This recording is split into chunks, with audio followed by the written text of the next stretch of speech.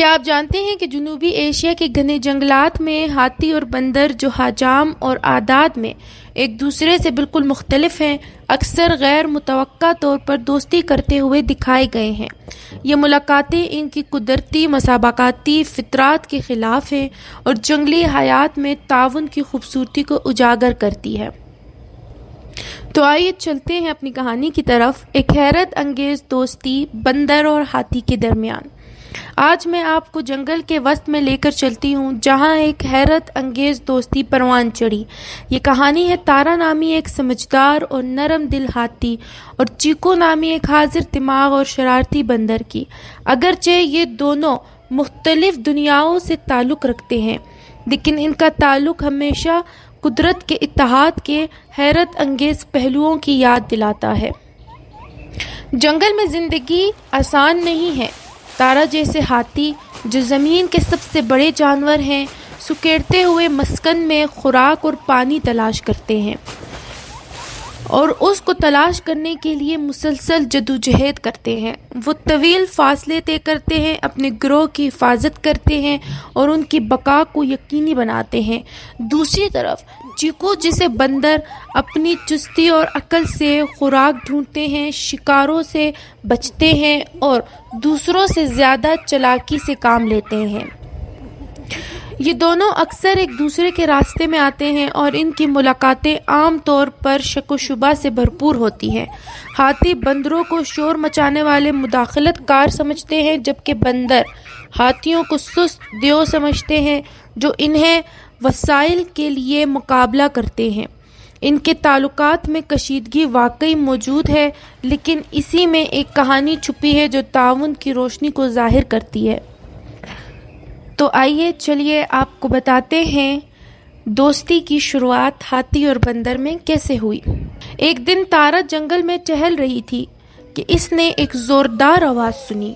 چونک کر دیکھا کہ چیکو ایک درخت کی کمزور شاخ ٹوٹنے کی وجہ سے نیچے گر رہا ہے۔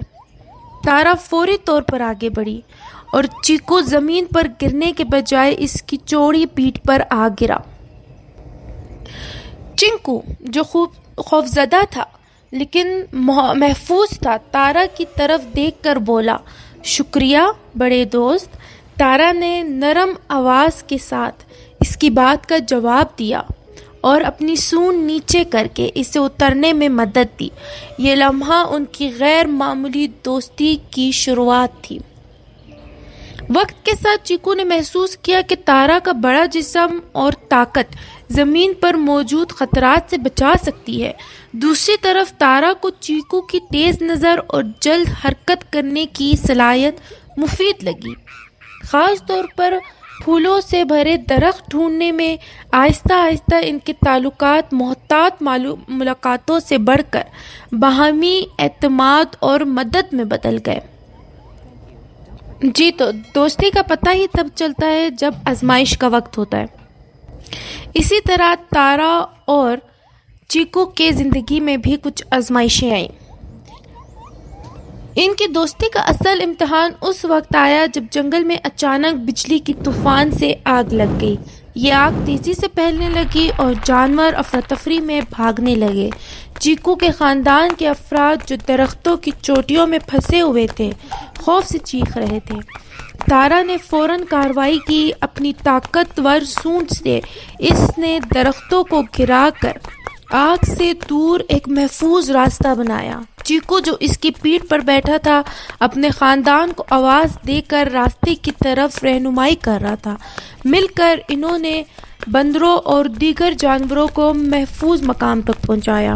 ایک موقع پر آگ بہت قریب آ گئی اور تارا ہچکچانے لگی، یہ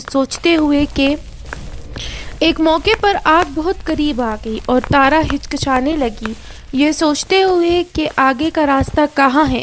اس کے خوف کو محسوس کرتے ہوئے چیکو اس کے سر پر چڑھ گیا اور دور ایک دریا کا کنارہ دیکھا اور چلا اٹھا، وہاں چلو تارا۔ اور تارا نے اپنی پوری طاقت سے آگے بڑھ کر سب کو حفاظت سے وہاں پہنچایا۔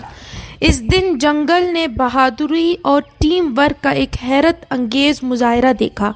تارا کی طاقت اور چیکو کی عقل نے بے شمار جانیں بچائیں اور ان کی دوستی مصیبت کے وقت مزید مضبوط ہو گئی۔ تارا اور چیکو کی دوستی ہمیں سکھاتی ہے کہ فرق ہمیشہ تقسیم کرنے کی ضرورت نہیں ہے۔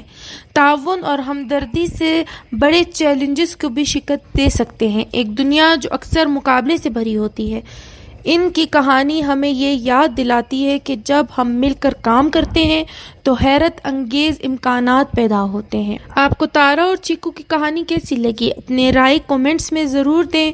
اگر آپ کو یہ کہانی پسند آئے تو اسے لائک کریں، سبسکرائب کریں اور جنگلی حیات کی مزید دل کو چھونے والی کہانیاں سننے کے لیے میرے ساتھ جڑے رہیں۔